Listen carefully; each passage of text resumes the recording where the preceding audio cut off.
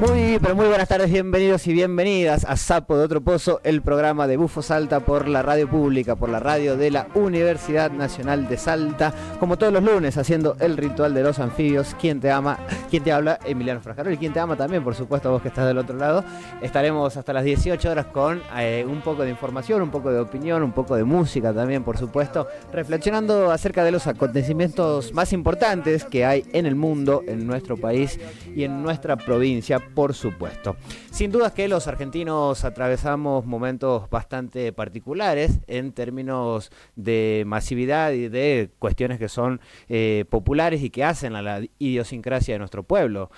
Por un lado, el fallecimiento de Carlos Alberto Indio Solari, líder de los Redonditos de Ricota y de los fundamentalistas del aire acondicionado, quien atravesaba un Parkinson y cuya despedida se dio durante todo el fin de semana con decenas de miles de personas que se agolparon en una provincia de Buenos Aires colmada de simpatizantes, de personas que se acercaron a expresar su apoyo a la familia, pero también su agradecimiento a la obra y a explicar y a contar todo lo que ha sentido durante su vida escuchando esas canciones.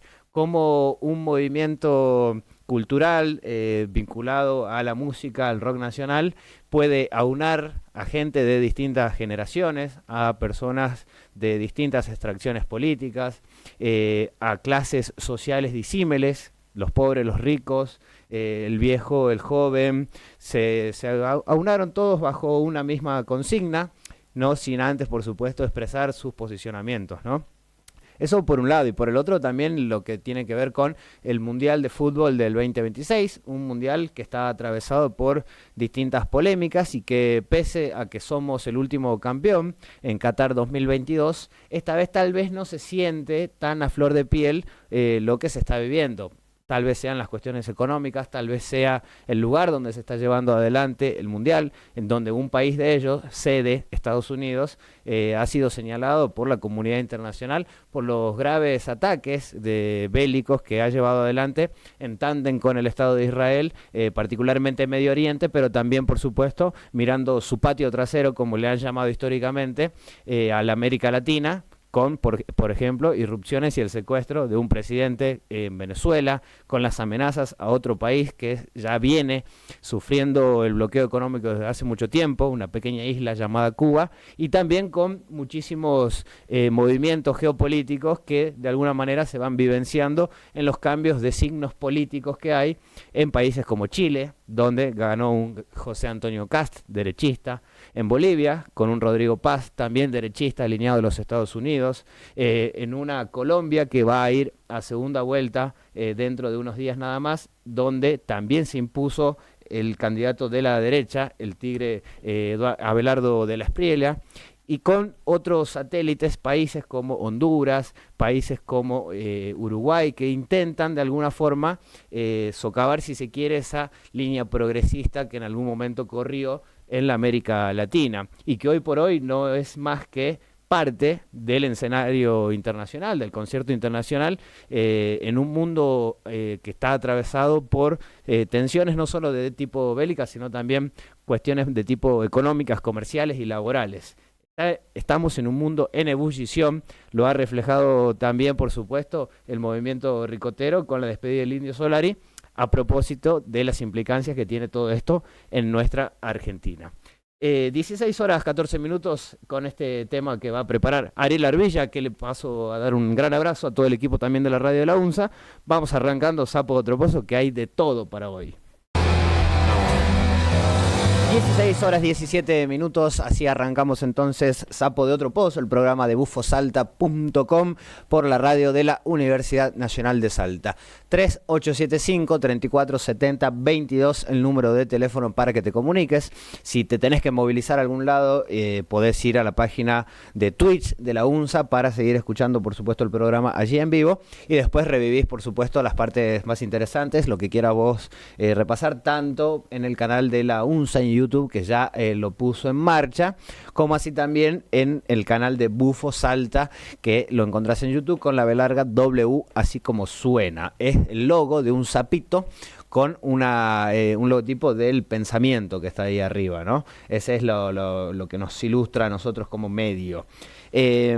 Vamos a arrancar entonces un poquitito con lo que te comentaba a nivel internacional, después vamos bajando de a poco para nuestra provincia, nuestra ciudad. Desde ya te voy diciendo que va a haber entrevistas, va a haber columna hoy también, va a estar Gualicho con las novedades de la cuestión cultural y sus reflexiones en torno a la partida del Indio Solari.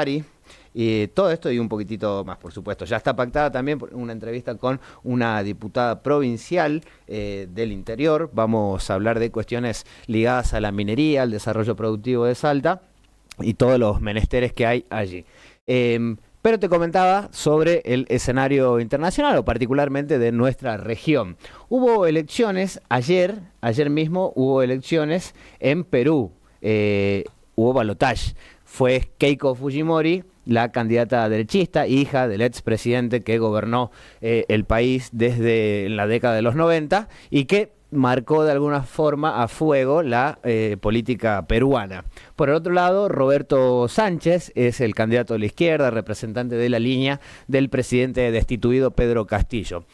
Ambos fueron a las urnas ayer domingo, el conteo por estas horas no ha terminado. Hay una polarización muy marcada en Perú. De hecho, con el 93% de las actas escrutadas, todavía no se conoce quién efectivamente se ha impuesto en las urnas. Hay algunos conteos que lo dan como ganador a Roberto Sánchez, con una cantidad de votos bastante particular, pero ahí, los dos superando los 8 millones de votos. Hoy a las 7 de la mañana la diferencia entre uno y otro era de 400.000 votos a favor de Keiko Fujimori. Esa tendencia se fue revirtiendo, si se quiere, con el pasar de las horas, porque se fueron escrutando las mesas de aquellos sectores rurales donde históricamente se han inclinado por el expresidente Pedro Castillo y que por lo tanto ahora también siguieron la línea de Roberto Sánchez. Vamos a ver si es que hasta antes de finalizar el programa efectivamente se dan a conocer o no los resultados electorales. Pero, hecho ese comentario, ahora vamos a Colombia. En Colombia hubo elecciones la semana pasada, van efectivamente al balotaje el 21 próximo. Dos candidatos, uno de la derecha que ha desplazado inclusive al expresidente de ese país, Álvaro Uribe. Estamos hablando de Abelardo el Tigre, así se hace apodar, el Tigre de la Espriella.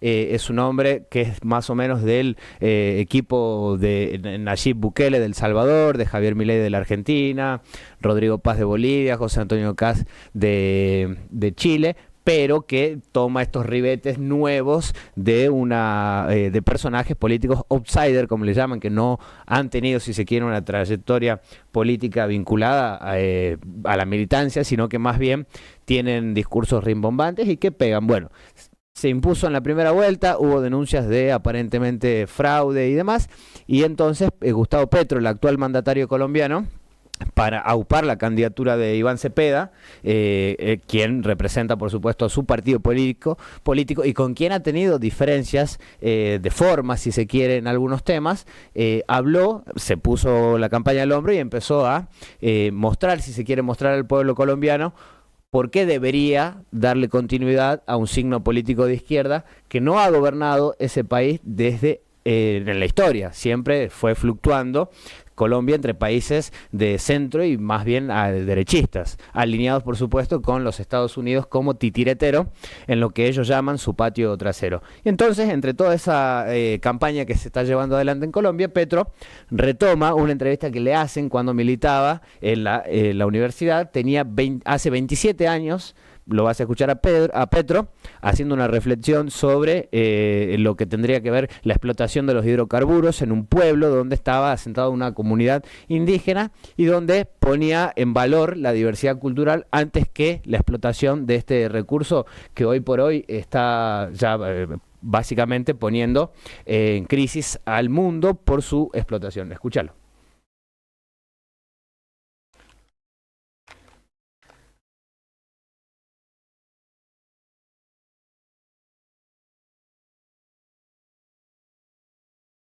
Estamos escogiendo entre una vieja riqueza como es el petróleo y un nuevo criterio de riqueza que es la diversidad humana. Hoy los UWA valen 100.000 veces, invaluablemente más que el petróleo que se puede extraer en esa comarca. Y para los colombianos nos es más importante que el petróleo, la riqueza de nuestra propia diversidad, porque es que la diversidad humana es la riqueza del siglo XXI, mientras que el petróleo es la riqueza del siglo XIX.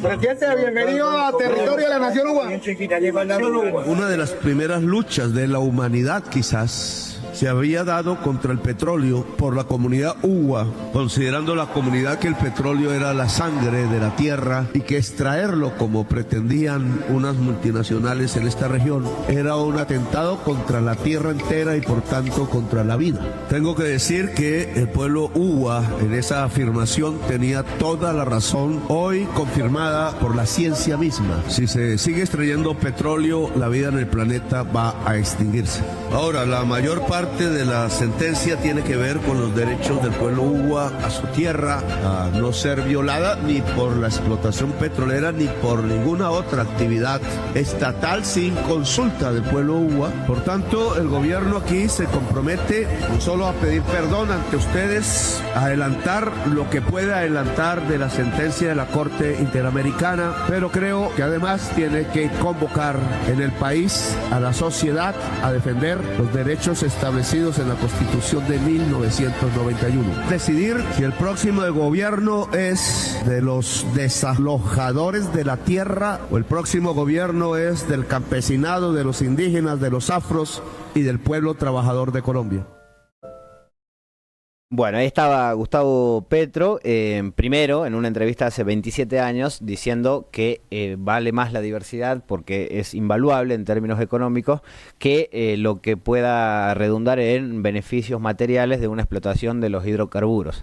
Y después, por supuesto, siendo recibido con los integrantes de ese pueblo UWA que reivindicó en sus tiempos y planteando que los colombianos tienen que definir en el balotaje que tendrá lugar dentro de 2 semanas, si es que buscan darle continuidad a un proyecto político que de alguna manera ensalza y reivindica a la diversidad con los afros, con los campesinos, los indígenas, la pequeña producción, el cuidado del medio ambiente, o si más bien le devuelven las riendas a un sector político que se ha caracterizado por otras políticas, básicamente, que distintas son a las de Gustavo Petro.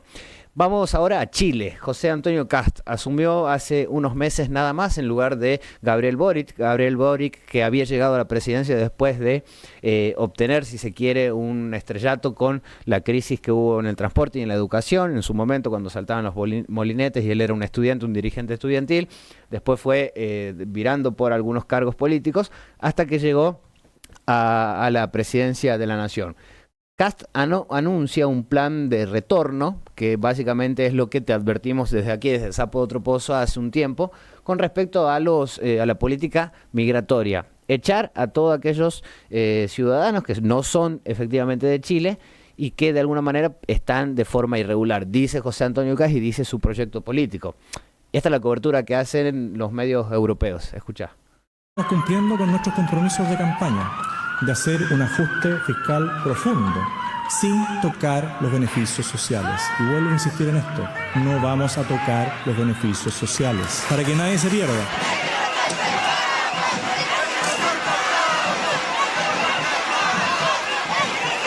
En menos de 3 meses el presidente Kast lo que ha hecho es golpear duramente al movimiento social con los recortes de salud y educación.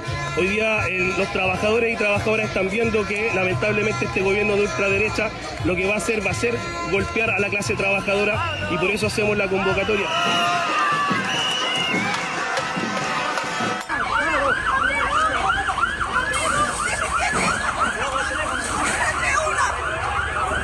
En el Salón de Honor, sin embargo, días antes supimos de que salieron de la cartera de seguridad. Tienen cuando llegan justamente a una ceremonia de estas características, subiendo por la alfombra roja. Ya saludó. Tenemos que fortalecer nuestro control migratorio, la capacidad de expulsión efectiva y necesitamos ampliar los plazos de retención. También queremos avanzar en el proyecto que sanciona a los encapuchados. No queremos volver a ver jóvenes que, movidos por otros, salen a la Alameda y arrojan bombas Molotov.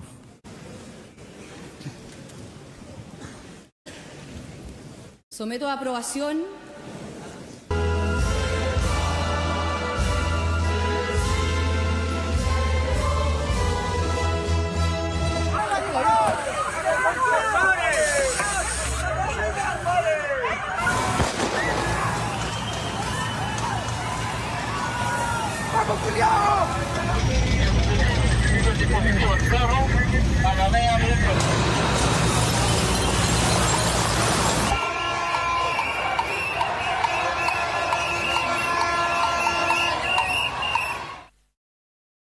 Bueno, ahí estaba la cobertura que hace el medio internacional DW en español sobre las primeras medidas de José Antonio Kast como presidente chileno.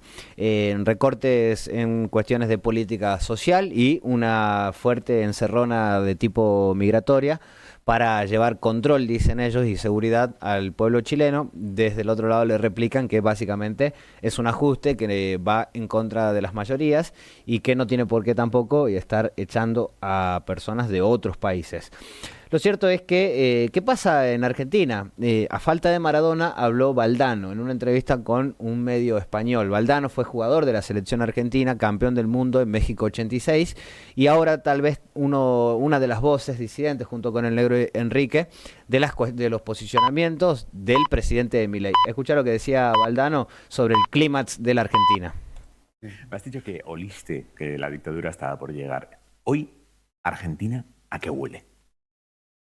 Bueno, a neoliberalismo, ¿no? Está Milei al frente de un proyecto político muy pegado al de Trump, bueno, y a otras aventuras políticas que hay en el mundo, ¿no?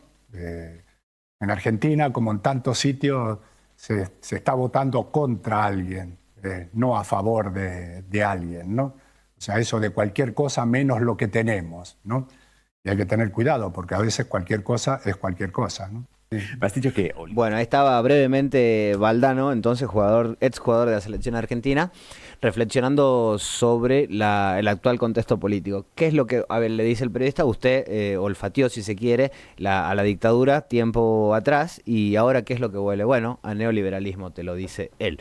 Entre paréntesis, se estuvo viralizando en las últimas horas un video de Rodrigo de Paul, jugador de la Argentina, en un recital con Tine Stossel, que es su pareja, la música argentina, pero él estando con Leonardo Scaturice, que es un empresario ligado tanto al trumpismo, con el mileísmo, es quien compró Flybondi, la empresa de aerocomercial, es quien compró OCA, empresa de logística, y que aparentemente también tendría vinculaciones con el grupo Flecha, que ganó la licitación para la nueva terminal de la ciudad de Salta, por 25 años, ¿no? Una licitación. Es decir que el fútbol, por un lado, están los jugadores que prefieren no hablar de política o que se reúnen inclusive con presidentes como Donald Trump, horas después de que ese país, en tándem con Israel, bombardearon una escuela en Irán. Y después también tenés exjugadores que te dicen, huele a neoliberalismo, las políticas que se están llevando adelante el gobierno de Argentina están alineadas a la Casa Blanca y es lamentable. Bueno, esa es la reflexión, si se quiere, que se tiene mientras Rodrigo de Paul baila en el recital de Tine Stossel con un empresario del trumpismo y mileísmo. 16 horas 32 minutos, hacemos una breve pausa y volvemos con Sapo Otro Pozo con la primera entrevista de la tarde. Frente a frente. 16 horas 34 minutos, continuamos en Sapo de Otro Pozo, el programa de Bufo Salta por la radio de la Universidad Nacional de Salta. Y ahora nos trasladamos imaginariamente hasta Rosario de Lerma para dialogar con la diputada provincial Griselda Galleguillos. ¿Cómo le va, diputada? Buenas tardes, Emiliano Frascaro le la saluda. Hola Emiliano, ¿cómo estás? Muy buenas tardes a vos, a toda la gente que nos escucha. Muchas gracias por el contacto. Gracias a usted por atendernos. Bueno, ¿cómo está el clímax en Rosario? Tanto el clima de ahora, la llovizna, el frío, ¿no? Y después el clima político. Bueno, en cuanto al clima, sensación térmica bastante fresquito, pero agradable. Y en cuanto a lo político, también bastante tranquilo, ¿no? Yo creo que todavía estamos a bastante de las próximas contiendas electorales, así que estamos concentrados en las gestiones, cada uno abocado a su rol político como representante, y a propósito de esto, mañana tenemos la sesión nuevamente y comisiones por la mañana, así que muchos temas por tratar, especialmente la Carta Orgánica de Rosario de Lerma. Yo tuve la posibilidad de ser convencional municipal, electa por la gente de mi pueblo, un cargo que fue ad honorem, así que bueno, tengo el privilegio de, además de ser diputada, de haber sido convencional y de dar tratamiento a la modificación de la Carta Orgánica de Rosario de Lerma. ¿Y qué aspectos podría resaltar de la nueva Carta Orgánica que va a tener el municipio? Mira, si bien la Carta Orgánica estaba bastante obsoleta del año 89, desde ya por todas las actualizaciones, la tecnología, y sabemos que una sociedad es dinámica y necesita ajustarse a sus necesidades, ha evolucionado a esto la Carta Orgánica, ¿no? Mucho más moderna, tecnológica. Nosotros apuntamos mucho a la transparencia, a lo que básicamente la gente pide. Entre los temas que hemos incorporado o algo distinto, es que de hecho ya existe el decreto y lo que ya va a ser ley, el tema de los controles de rinoscopía, los controles de narcotest a los representantes, porque justamente queremos garantizar personas que estén en el Estado, que sean idóneas en su cargo, así que uno de los artículos novedosos, si se podría llegar a decir, que tenemos en la Carta Orgánica hace referencia a esto.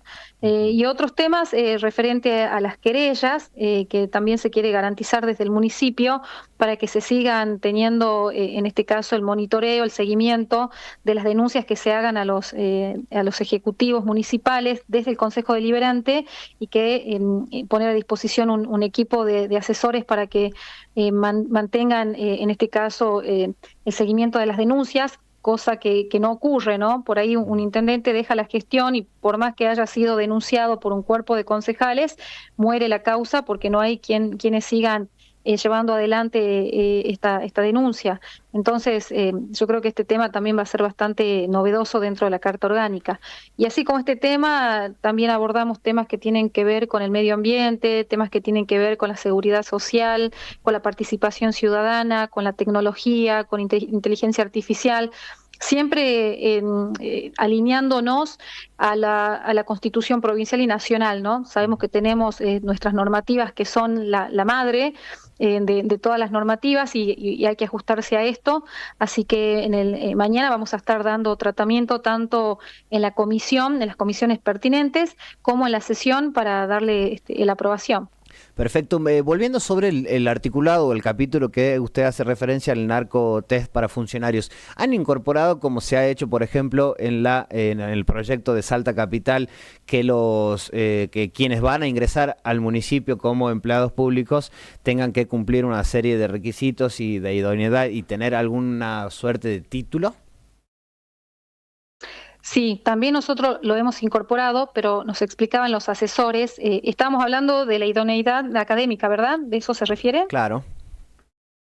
Bien, de hecho la Constitución provincial no lo prevé, o sea que, por ejemplo, aquellos que quieran ser candidatos o funcionarios, primero que el municipio tiene, en este caso, las facultades para poder, atribuciones y facultades para poder tomar gente en los distintos cargos como funcionarios, cosa que desde una Carta Orgánica nosotros no podríamos regularlo, porque ya se está rigiendo desde la Constitución provincial, que está la libertad en cuanto a que el Ejecutivo pueda designar a quienes crea competente para el cargo, y en cuanto a exigirle el secundario, porque desde la Convención de Rosario de Lerma, una de las propuestas era que cada candidato que se presente a las elecciones dentro del ejido municipal rosarino tengan por lo menos el secundario finalizado, pero desde la asesoría de la Cámara de Diputados nos comentaban que en la Constitución provincial no está establecido esto, por lo tanto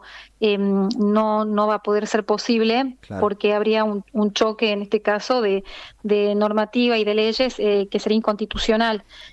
Por lo pronto solamente pedimos la idoneidad y en cuanto a condiciones orgánicas, refiriéndome en el estado de que las personas no consuman sustancias psicoactivas, en ese sentido, pero después en cuestiones de idoneidad a cargo de la persona que esté capacitada, ya sea a nivel académico o que tenga las habilidades suficientes para estar frente a un cargo político o del Estado. Eso ya dependerá de, en este caso, la designación municipal o de la gente que elige a su candidato. Claro. Bien, bueno, para quienes se van sumando, estamos dialogando con Griselda Galleguillos, diputada provincial por el departamento Rosario de Lerma y al mismo tiempo convencional constituyente del municipio cabecera, que mañana cuya carta orgánica se va a tratar mañana en la sesión de diputados. Galleguillos, la paso entonces a la actividad legislativa. ¿Qué proyecto de interés usted puede resaltar para la sesión de mañana? Bueno, de hecho, lamentablemente los diputados, y muchas veces la gente no lo sabe, tenemos cupos para presentar proyectos. Más o menos nos toca cada 3 meses presentar algún proyecto para ser tratado en la sesión. Por lo pronto ya estoy trabajando en algunos proyectos que yo los hago ingresar por mesa de entrada para que tomen estado parlamentario durante la comisión cuando sea pertinente el momento. Yo conformo un monobloque que se llama Griselda Galleguillos y probablemente me toque de acá a 2 meses presentar el proyecto durante la sesión, pero hay un tema de interés que hace referencia a la policía minera. Me parece muy importante hacer los monitoreos y seguimientos a las distintas empresas sin ánimo de poner piedras en el camino, ¿no?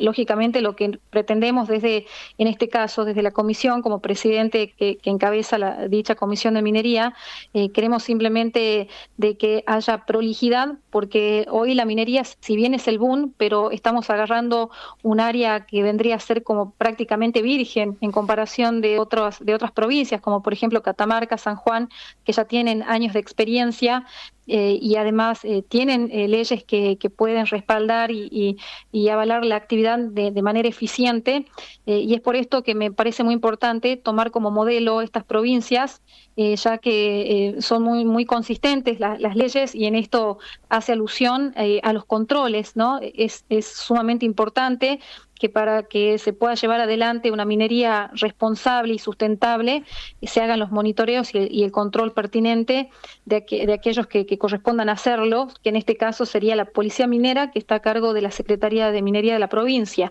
Así que estoy trabajando en este proyecto, recién está tomando algún sentido, por decirlo, porque lo presenté, pero ahora falta generar las reuniones con los distintos organismos, con los distintos actores sociales, porque nosotros consideramos que para llevar adelante un proyecto es importante escuchar las distintas voces, tanto de los empresarios como de los proveedores, de los organismos públicos, de las comunidades. Así que bueno, estaría justamente faltando esto, ¿no? Generar este consenso, generar el diálogo para que en este caso este proyecto se pueda llevar adelante de la mejor manera. Usted bien decía, la Policía Minera entonces depende de la Secretaría de Ambiente, y allí la legislatura podría, o sea, están evaluando que crear un organismo interinstitucional donde tengan representaciones también allí del Poder Legislativo, o simplemente dotarle de herramientas para que el Ejecutivo pueda llevar adelante ese control. Exactamente, usted dijo, es la segunda opción que está mencionando. Lo que pretendemos desde la legislatura es sobre la misma policía, porque ya existe la policía minera, pero tenemos entendidos que el presupuesto que tienen es muy acotado y no pueden hacer las visitas de manera periódica. Tengo entendido que hacen las visitas una vez al año, o simplemente para hacer los controles lo hacen mediante fotos. O sea, las empresas les envían fotos y esto me parece que no es suficiente. Yo creo que acá hay que ajustar en cuestiones del control en territorio. Entendemos que es muy difícil llegar a la Puna por las condiciones de los caminos. La ruta 51 está destruida y necesitas, la verdad, tener un vehículo muy equipado para llegar hasta la Puna, hasta las empresas y poder hacer los controles que corresponden. Pero en este proyecto lo que se prevé es justamente ajustar primero lo que tiene que ver con el presupuesto, porque si no tienen cómo movilizarse y frecuentemente hacer estos monitoreos, la verdad que van a seguir implementando lo que están haciendo, ¿no? Que les envíen fotos para ver cómo se está trabajando en el área, en los distintos rubros. Bueno, entonces la intención es esta, de que de manera presencial puedan hacer a menudo, que sea frecuente los controles y seguramente con el aporte y las ideas de tal vez las comunidades y de las propias empresas, del mismo organismo provincial se pueda mejorar. Pero en sí la idea es visibilizar que desde la Policía Minera se puede tener la mejor voluntad, pero falta darle un poco más de cuerpo y estructura a este organismo para que hagan bien su trabajo y sea eficiente, y tanto se cuida a la empresa como al medio ambiente y a las comunidades, así que más bien ese es el objetivo. ¿Y se acota solamente a la cuestión ambiental o también puede ir explorando otros campos? Ver, no sé, por ejemplo, me imagino las cuestiones laborales ligadas al trabajo, propiamente dicho, de los diferentes rubros que hay en la actividad minera. Exactamente, también la Policía Minera exactamente tiene las atribuciones y funciones en cuestiones de garantizar la prolijidad. Igual quiero destacar algo, y en esto es muy importante decirlo, que las empresas mineras son las que mayormente están sometidas en cuanto a los controles con respecto a otras empresas, ¿no?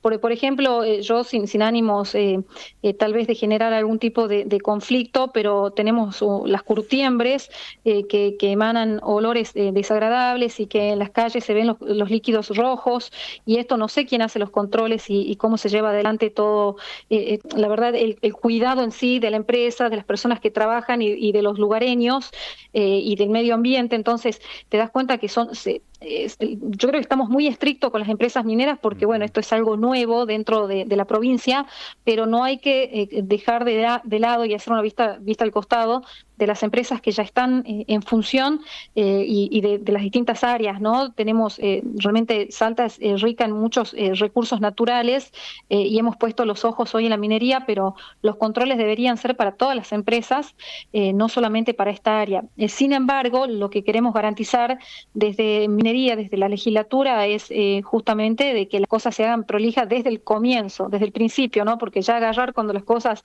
están avanzadas y puedan llegar a dejar consecuencias, la verdad que no sería beneficioso para nadie.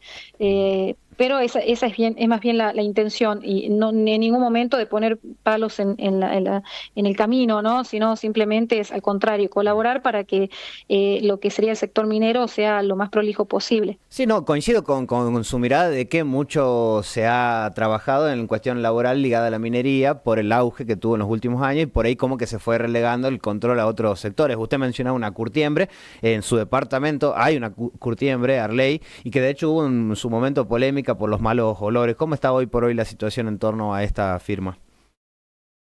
Y sigue lo mismo. Acá el tema es que hay una cuestión que te pone entre la pared y la espada, en este caso siendo una representante. Yo soy vecina de la Curtiembre, yo vivo en la avenida en la Cecilio Rodríguez, que es paralela a la calle 9 de Julio, donde está el frente de la Curtiembre. Entendemos que la Curtiembre se instaló antes que las viviendas estuvieran aledañas a esta empresa. Sin embargo, hoy la realidad es que la empresa está rodeada de colegios, de instituciones, de primarios, secundarios, de viviendas. Sin embargo, el sistema de producción sigue siendo prácticamente el mismo, ¿no? Bastante antiguo. Todavía no se ven que se apliquen procedimientos de tecnología, porque hoy existe mucha tecnología que puede atenuar, yo creo que la contaminación, los olores y demás. Si usted viene al pueblo, se sigue sintiendo ese olor nauseabundo en algún momento del día, que es bastante incómodo, y no solo eso, porque no sabemos si trae aparejado a consecuencias de enfermedades y de salud y demás. Ahora, lo que te dicen desde la empresa es que, bueno, si usted tanto le molesta que esté una empresa instalada en medio de una ciudad, nosotros nos vamos, y el irnos implica dejar sin trabajo a 300 familias. Entonces es una situación muy compleja, sobre todo que nos ponen en esta posición de decir, pucha, ¿qué hacemos? ¿En qué lugar nos ponemos? ¿Defendemos el medio ambiente, el estado de salud de los lugareños o el laburo de 300 personas que entre esas familias hay niños, hay personas que es el único sustento que tienen para llevar el pan a sus mesas? Es una situación muy compleja. Entonces yo creo que en esto hay que hay que sentarse, dialogar y ver la forma de minimizar al máximo aquellas consecuencias que puedan traer aparejadas para problemas de salud para los lugareños y sobre todo el malestar de los olores y los residuos también, donde se están arrojando, porque hubieron muchos reclamos de Campo Quijano que están arrojando sobre la Ruta 36. Así que bueno, es bastante complicado y en cuanto al organismo de control, la verdad que no tengo ningún tipo de respuesta. Hace un año y medio más o menos hice el pedido de informe y bueno, tendré que volver a solicitar a ver qué está pasando, ¿no?, con la empresa. ¿A la Secretaría de Ambiente hizo el pedido? Sí, le estoy hablando hace 2 años atrás, un año y medio atrás. Claro, claro. Sí, la verdad que no tendrían por qué ser excluyente una de otra. Se tendría que poder buscarle una solución para que se mantengan los puestos de trabajo, para que mantenga la actividad esta empresa y que al mismo tiempo no se dañe el ambiente ni se perjudique a la ciudadanía que allí habita. Yo pensé que usted me hablaba de la extensión que tiene esa empresa en el municipio de Quijano con esta planta de compostura, con lombrices africanas que tenía y demás. Estaba hablando de Rosario Pueblo. Exacto, es que es el mismo, ¿no? Sí, es lo mismo, digamos, sí, porque los por eso digo, es lo que te acabas de... Pero tiene dos, sí. O sea, se lleva el cuero que no utiliza y lo lleva para el otro lado, que se supone que hace el compost.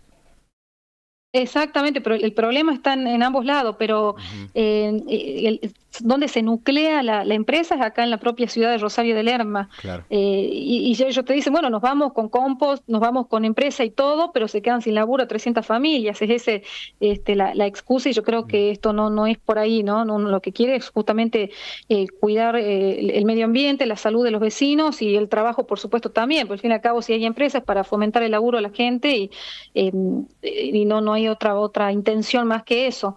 Y bueno, hay que ver el equilibrio de esto y cómo mediar, porque la verdad que es bastante incómodo tanto para los que viven en Rosario de Lerma como para los que viven en Campo Quijano.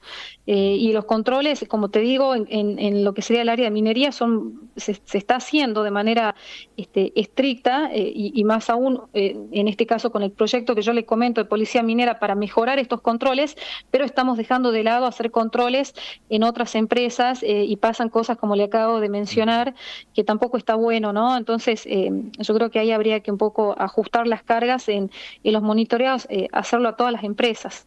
Galleguillo, la paso a otro tema, el transporte público, lockout patronal de Saeta, después hubo una resolución del gobierno provincial, pero quedó ahí caliente la ciudadanía, quedó bollando también el tema. ¿Cómo está hoy por hoy el transporte público en Rosario de Lerma y qué es lo que le comentan los ciudadanos de su departamento con estas modificaciones que hubo en el tiempo? Porque yo leía, por ejemplo, en algunas publicaciones de redes sociales que comentaban gente, che, yo soy de Rosario, estudio en Salta Capital y ahora me están cobrando el transbordo y después me sacan los bondi hasta las 11:30 de la noche y yo estoy llegando a las 2:30. ¿Cómo está el panorama? Mira, acá hay una realidad y yo creo que la gente, algunos lo saben, otros no.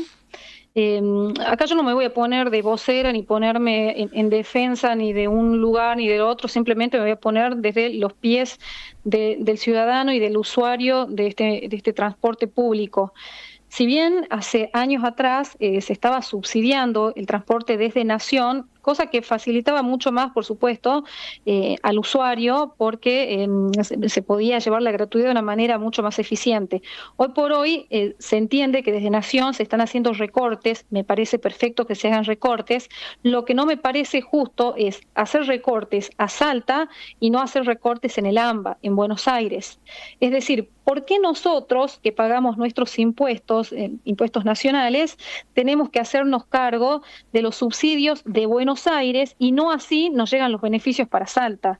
Entonces, mi repudio justamente es con respecto a Nación. Tenemos nuestros legisladores nacionales, tanto senadora nacional como diputados nacionales, que están siendo funcional a lo que le pide el presidente para beneficiar solamente a los porteños y no así los salteños. Hoy por hoy no tenemos defensores nacionales. Nadie está poniendo las garras ni está bancando Salta como están bancando Buenos Aires. Entonces, yo creo que uno de los factores que nos está perjudicando es que se haya recortado, que nos hayan sacado el subsidio del transporte público. Además, sabemos todo, el aumento del combustible en estos últimos 2 meses, que ha sido abismal, y esto nadie lo dice, sobre todo aquellos que son oficialistas nacional, no lo mencionan, y sabemos que al aumentar el combustible, lógicamente impacta en el transporte y en el consumo de los productos diarios. Sin embargo, realmente, la verdad yo no entiendo, se están haciendo muchos recortes a la gente, a los jubilados, de financiamiento universitario. Bueno, ahora, ¿qué se están haciendo con esos fondos? ¿Dónde van a parar? Porque tampoco se están haciendo obras, porque uno podría llegar a decir, bueno, se hacen estos recortes, pero esta plata, con transparencia estamos mostrando que estamos invirtiendo en hacer escuelas, en hacer hospitales, en mejorar las rutas, pero tampoco se está haciendo eso.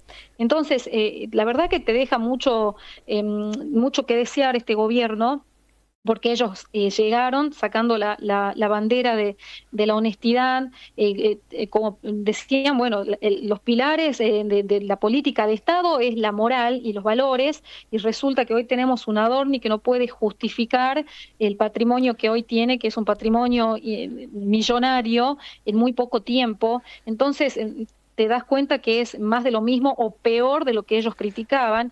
Volviendo al tema del transporte. Perdón que le interrumpa, diputada, pero a ver, el proyecto nacional fue avanzando a medida de que lo acompañaron los distintos proyectos provinciales. Uno de ellos fue el proyecto de Gustavo Sáenz de Salta, con los legisladores que responden. O sea, avalaron el programa económico de ajuste que hoy por hoy está impactando. ¿Usted no está ni dentro del proyecto de Milei, pero tampoco de la provincia, o cómo está la relación acá? Porque al fin y al cabo también tiene responsabilidad los legisladores nacionales que responden a Granbur y que convalidaron un ajuste en los subsidios que no se aplica en el AMBA y que por lo tanto te hace saltar las tarifas acá. Pero cuando le recortaron, por ejemplo, el fondo de incentivo docente, salió el gobernador y dijo, nosotros no vamos a hacer cargo.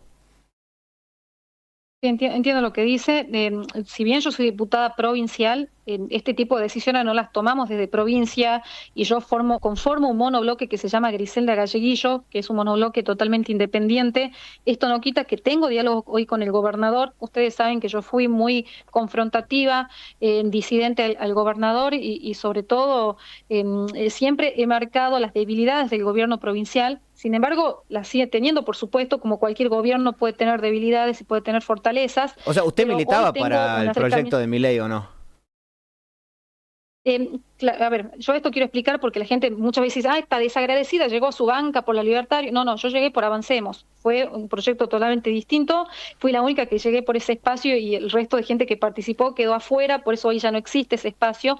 Luego, por una decisión personal, decidí acompañar a Milei en las presidenciales. Yo ya era diputada electa, sin embargo, la verdad que yo confiaba en una nueva política, proyecto político, ¿no? Vos decís, bueno, mira, viene gente nueva, disruptiva, seguramente se van a hacer las cosas de otra manera, y en el camino la verdad me di cuenta que no era totalmente inconsistente lo que se decía con lo que se hacía, y lo que colmó el vaso con agua, como quien diría, fue cuando se desfinanciaron las universidades, cuando se hicieron los recortes a los jubilados, a los discapacitados, y la verdad que no va con lo que yo pienso, y yo no puedo militar algo que no pienso y no me siento identificada. Entonces se lo hice saber a los libertarios de la provincia, acá a los salteños, además muy herméticos ellos, vieron que solamente tienen un club de ahí de 3 personas y no dejan ingresar a nadie más que ellos. Entonces, la verdad que en el pico máximo de popularidad de Libertad Avanza, yo di un paso al costado, porque cualquiera podría llegar a pensar que por especulación acompañé o no. Sin embargo, yo me hice cargo de decir doy un paso al costado porque no me siento identificada, no me gustan las decisiones que se están tomando, así que preferí seguir por mi camino, sabiendo que pueden tener consecuencias políticas mis decisiones a futuro. Sin embargo, la paz y la tranquilidad que tengo, la verdad que eso es innegociable, ¿no? Sobre todo si uno tiene convicciones. Yo no nací con los libertarios, yo vengo laburando en la política con mucho esfuerzo porque no tengo padrino político, ni marido, ni nadie que me haya puesto donde hoy estoy. Lo hice con mucho esfuerzo durante todo este tiempo, y digo, bueno, me la banco, y si estas son mis decisiones, y si esto tiene un costo político de no continuar, no importa, porque es lo que realmente yo pienso y voy a defender hasta el final lo que pienso, si no, no tendría sentido estar donde hoy estoy representando una banca que no me parece menor ser diputado y desde ahí tomar decisiones. Así que volviendo a su pregunta, hoy tengo diálogo con el gobernador, cosa que no lo tenía hace un tiempo atrás.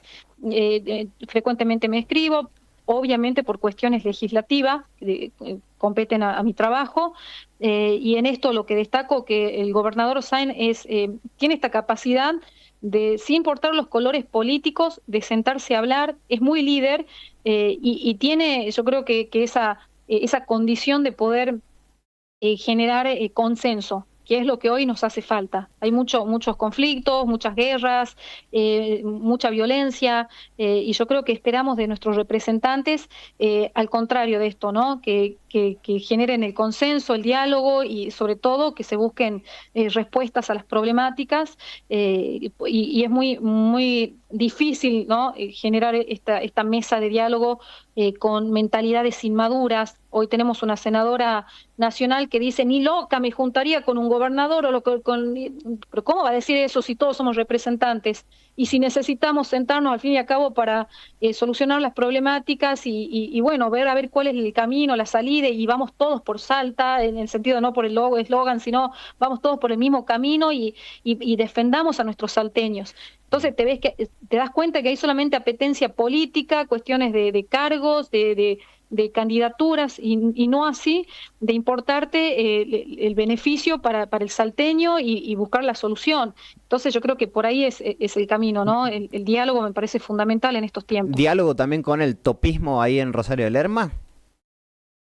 Vos sabés que el topo no es santo de mi devoción, sin embargo, no hemos cruzado en un par de actos que han sido formales, institucionales, y hemos generado hemos intercambiado un par de palabras y yo le he planteado esto. Le dije, mira, Topo, yo saco la bandera blanca de la paz. La verdad que no dio resultado porque yo fui mucho tiempo muy confrontativa, fui de marcar siempre la debilidad de un gobierno, pero el tema es que yo no podía conseguir nada para la gente. O sea, pura crítica y bueno, la solución. Ahora, ¿cómo lo soluciono? Y bueno, no podía solucionar porque todos me cerraban las puertas. Iba a un ministerio, me cerraban. Quería hablar con determinado representante, me cerraba la puerta. Y claro, me veían con los ojos de que está ese quilombo. Entonces digo, bueno, el camino es otro. Acá hay que generar diálogo, tener madurez política. No puede que me caiga bien o no el político, pero acá no interesa lo que me caiga a mí, sino lo que se pueda llegar a conseguir para la gente. Y bueno, he visto que esto está dando resultados en cuanto a poder llegar a consensuar, a buscar soluciones. Hoy tengo la verdad que el orgullo de decir que he inaugurado mi fundación Palta con muchísimo esfuerzo, que la estoy financiando yo como diputada y con las ventas que hago de palta y de ropa de feria, y la verdad que damos capacitaciones gratuitas que son herramientas para la gente, para salida laboral o para ellos mismos, y la gente está muy entusiasmada, se está aprendiendo en esta iniciativa. Y bueno, en eso la verdad que estoy muy abocada y contenta por la respuesta por parte de la comunidad de acá, de nuestro pueblo.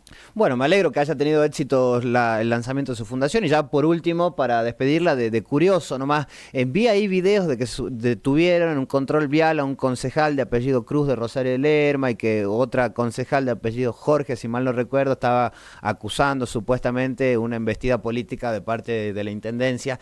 ¿Cómo es la cuestión? ¿Qué es lo que sucedió ahí? ¿Manejaba sin estar habilitado Cruz? ¿Usted está al tanto de eso? Mira, disculpa, yo no quiero minimizar esto, ¿no? Pero por ahí el chiquitaje, esto de las cosas, porque sé que hay un trasfondo entre concejales, entre el municipio y cosas que suceden internas, y la verdad que no suma para nada esto, ¿no? Porque también este chico es hijo de un comunicador en Rosario de Lerma, y que este comunicador es, bueno, la gente lo conoce quién es. La verdad no sé la situación, la desconozco, es una cuestión que tiene que ver ya de competencia municipal.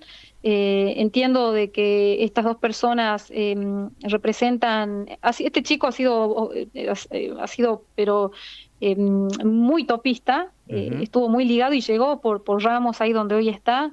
Y después, bueno, pasaron cosas en el camino y hoy representa a la oposición, pero bueno, la verdad no sé la situación concretamente. No sé qué ha sucedido, pero lo que sí me entristece mucho, ¿no? Que desde el Consejo Deliberante no se está tomando en serio su función, sus cargos, y son 4 años, hay que bancarse 4 años los concejales, y si no hacen bien su tarea, esto repercute en la comunidad. Yo hasta el día de hoy no he tenido la oportunidad de visitar el consejo, primero porque no he tenido, en este caso, la apertura por parte del Consejo Deliberante para que podamos coordinar actividades, trabajar juntos. Yo me puse a disposición, pero están muy abocados a la politiquería, a cuestiones personales, a cuestiones de apetencia de cargos, y la verdad que yo no estoy para esos trotes, mi cabeza está en otra.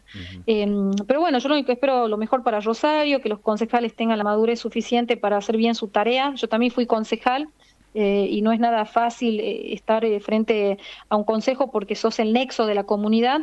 Ahí recibís todas las inquietudes, reclamos del vecino, y por ahí no tenés todas las herramientas siendo concejal para dar soluciones, pero sí sos la voz de la gente y podés hacer las gestiones y podés contactarte con diputados, con el intendente, y bueno, cosa que hoy no está ocurriendo en mi pueblo. Hay muchos escándalos que no suman. En estos tiempos yo creo que hay que buscar ya la paz y sobre todo la construcción, ¿no? Es tiempo de construir, así que yo apelo a esto, a la conciencia por parte de los concejales, a hacer bien su tarea y que se pongan a laburar.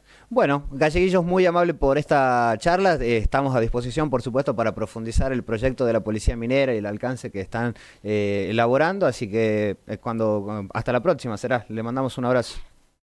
Bueno, muchas gracias a ustedes, mando un beso grande y a disposición. Hasta luego. Hasta luego. Pasaba la diputada provincial Griselda Galleguillos hablando un poco de todo. Mañana se trata entonces en la legislatura local, la nueva carta orgánica del municipio Rosario de Lerma, de donde es oriunda ella y que también fue convencional constituyente. La polémica política que hay en el propio Rosario de Lerma, mucho saltimbanquismo de un lado al otro, del lado al otro de las políticas. Hoy por hoy una diputada que tiene un monobloque en la legislatura, pese a haber militado, como bien dijo, a Milei primero, después a el Frente Plurideológico Avancemos, y ahora está allí, allegada al oficialismo provincial. Policía Minera, muy interesante esto, vamos a profundizar por supuesto en Sapo de Otro Pozo a medida de que se trate esa iniciativa en el recinto. 17:06, hacemos una breve tanda y ya viene Belén Herrera con su columna sobre política ambiental y las cuestiones ligadas también al rock, por supuesto. ¿Qué decía el indio sobre el ambiente? Todo esto. 93.9